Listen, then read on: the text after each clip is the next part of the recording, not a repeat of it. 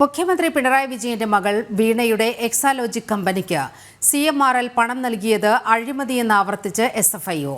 കമ്പനിയുടെ സുഗമമായ നടത്തിപ്പിനായാണ് പണം നൽകിയതെന്നും SFIO ഡൽഹി ഹൈക്കോടതിയിൽ വാദിച്ചു. SFIO അന്വേഷണം നിയമപരമാണെന്ന് ആദായനികുതി വകുപ്പും അറിയിച്ചു.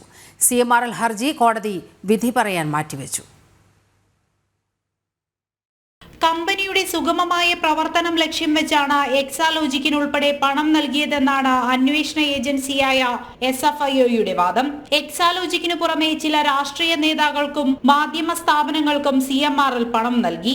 ഇടപാടുകളിലെ നികുതി കാര്യങ്ങൾ ആദായ നികുതി ഇന്ററി സെറ്റിൽമെന്റ് ബോർഡ് തീർപ്പാക്കിയാലും ക്രമക്കേട് അന്വേഷിക്കാൻ SFIOയ്ക്ക് നിയമപരമായ അധികാരമുണ്ടെന്നും അഭിഭാഷകൻ വാദിച്ചു. ആദായ നികുതി വകുപ്പിന്റെ അന്വേഷണം പൂർത്തിയായാലും മറ്റൊരു ഏജൻസി അന്വേഷിക്കുന്ന തെറ്റില്ലെന്ന് ആദായ നികുതി വകുപ്പിന്റെ അഭിഭാഷകനും വാദിച്ചു. SFIOയ്ക്ക് നികുതി രേഖകൾ കൈമാറിയത് നിയമപരമായെന്നും ആദായ നികുതി വകുപ്പ് അറിയിച്ചു. കക്ഷികളോട് ഒരാഴ്ചയ്ക്കകം വാദങ്ങൾ എഴുതി നൽകാൻ നിർദ്ദേശിച്ചാണ് SFIO അന്വേഷണത്തിനെതിരായ CMRL ഹർജി ഡൽഹി ഹൈക്കോടതി വിധി പറയാൻ മാറ്റിയത്. CMRL പണം നൽകിയവരിൽ ഭീകരപ്രവർത്തനങ്ങളെ അനുകൂലിക്കുന്നവരുള്ളതായി സംശയമുണ്ടെന്ന് കഴിഞ്ഞ തവണ ഹർജി പരിഗണിക്കവേ SFIO കോടതിയെ അറിയിച്ചിരുന്നു.